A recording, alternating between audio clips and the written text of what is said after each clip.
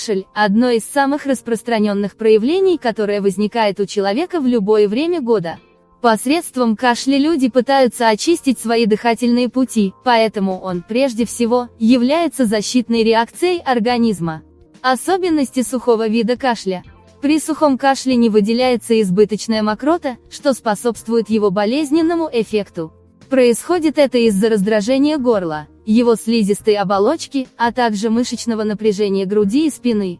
Сопровождающими негативными факторами могут быть повышение артериального давления, кровотечение с носа, головная боль. По убеждению медиков, сухой кашель не является болезнью, это один из симптомов, свидетельствующих о наличии какого-либо заболевания. Чтобы принять соответствующие меры по устранению патологии, необходимо знать, почему она возникла. Причинами сухого кашля могут быть различные воспалительные заболевания верхних дыхательных путей. Кашель, продолжающийся длительное время, может быть вызван такими патологиями, как бронхит, пневмония, фарингит. Сухим кашлем сопровождается один из видов бронхиальной астмы.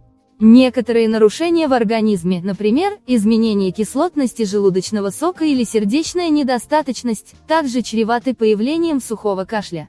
Сухой кашель при синусите. Происходит раздражение рецепторов. В период лечения ОРВИ и гриппа сухой кашель постепенно переходит в его влажную форму. Окружающая обстановка и образ жизни человека также оказывает влияние на появление кашля. К негативным факторам относятся сухой воздух в помещении, вредные привычки, в частности курение, а также неправильное питание, использование народных средств.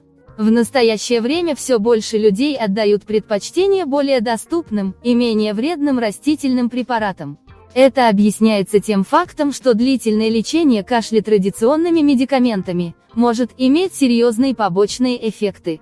Но целебное так называемое растительное сырье тоже имеет свои особенности, о которых не следует забывать.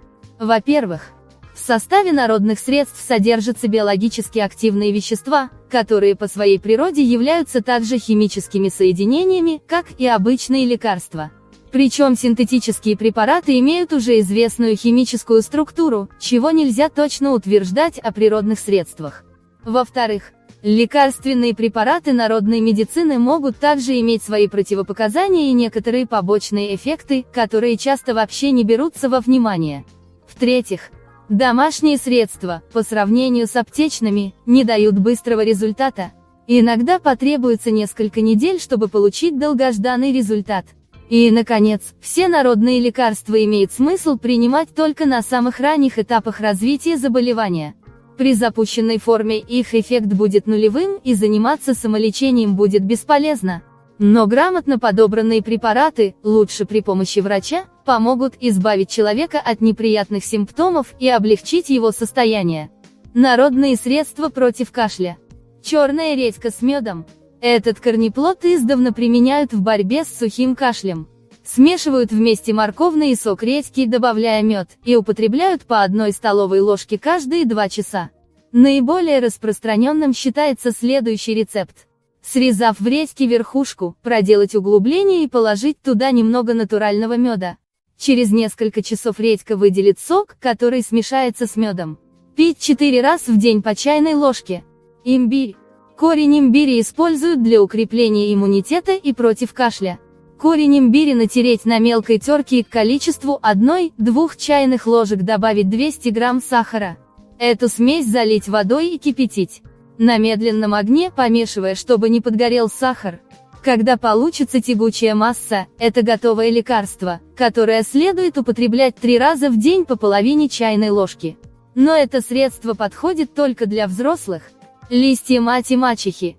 Это растение используют в сочетании со многими другими компонентами. Например, можно смешать его с листьями подорожника и корнем солодки в пропорции 2 к 2 и к 1. Данную смесь помещают в термос, заливают кипятком.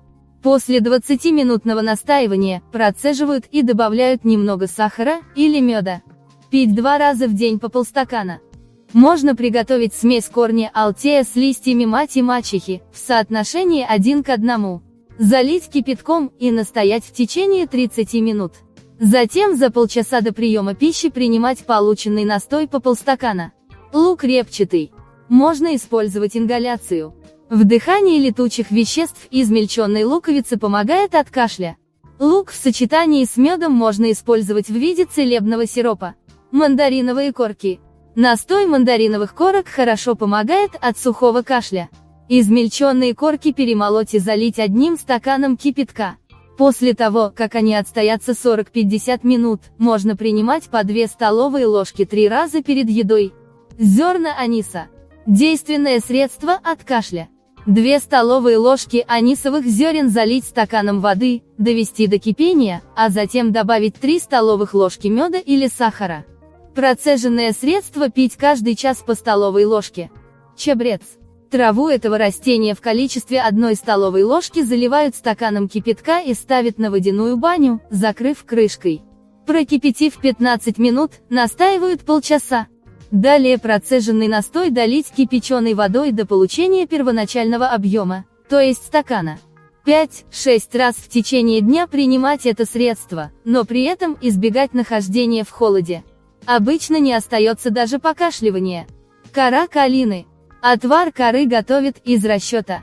1 столовая ложка на стакан кипятка. После 20 минут кипячения, нужно настоять отвар 4 часа и процедить. Пить 1 столовую ложку по 3 раза в день. Приведенные рецепты являются наиболее распространенными при лечении сухого кашля. Но следует помнить, применять народные средства можно, только установив точную причину кашля. Для этого лучше прибегнуть к консультации врача. В противном случае, занимаясь бесконтрольным самолечением, можно навредить себе или близким людям.